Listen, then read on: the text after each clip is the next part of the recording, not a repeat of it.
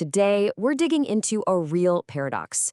It's a story about how the very people who defended our nation's laws can end up fighting for their own basic rights, right here at home. It's about a promise and a battle that should never have had to be fought. This statement from our source material really gets to the core of it, doesn't it? It speaks to this idea of a lifelong bond, a deep trust. But what happens when that trust gets fractured in the one place a veteran should feel the most secure, their own home? So that brings us to the central question, the paradox at the heart of this whole thing. It just doesn't seem to make sense. To figure it out, we're going to have to act like detectives, follow the clues laid out in the source material. And the first clue has to do with a kind of identity crisis. All right, let's dive into our first clue. The sources describe it as a fundamental identity crisis. Basically, the organization at the center of all this seems to operate in this gray area, this strategic ambiguity. And this slide lays it out perfectly. You see, on one hand, the organization reportedly acts like it's part of the army, to command respect and authority. But then, when it comes to legal accountability, suddenly it claims to be a private entity. It's like they want to have their cake and eat it too. All of the power, but with none of the responsibility. So how do they pull this off in the real world? Well, according to the source, it's all in the wording. The homeowners, people who have paid for their property, they aren't called members with voting rights. No, they're called allottees. It seems like a small change, but that one word allegedly strips them of any democratic say in their own community. And here's the legal trap. If you have no members, you can't have elections. And without elections, there's no democratic control. The key takeaway here is that under cooperative law, this setup creates a kind of legal ghost, a phantom organization that still wields incredible power over people's homes. Okay, now for our second clue, and it really builds on the first one.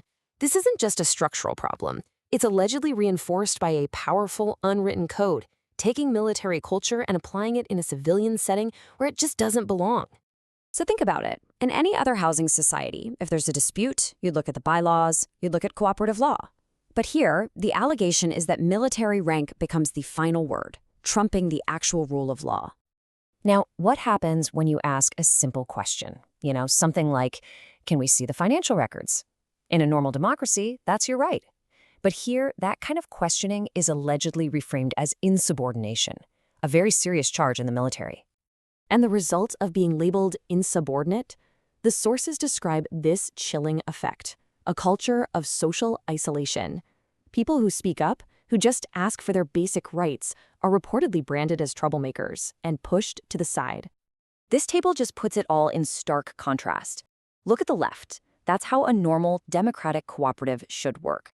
But on the right, you see the alleged reality here. It's a system of command and compliance, where accountability goes up the chain of command, not down to the actual homeowners who pay for everything.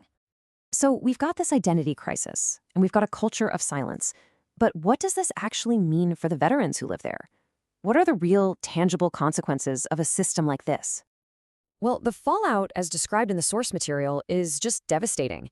The final legal handover of property, reportedly never finished, which leaves homeowners in this constant state of legal limbo.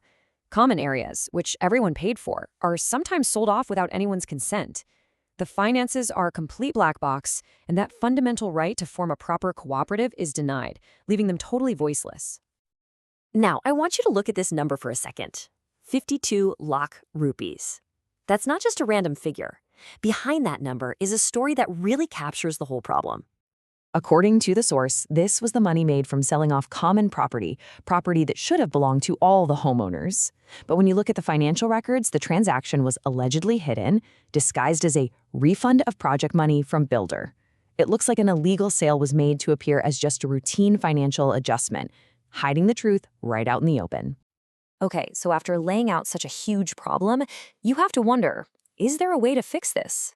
Well, the good news is the source material doesn't just diagnose the problem, it actually offers a pretty clear blueprint for reform.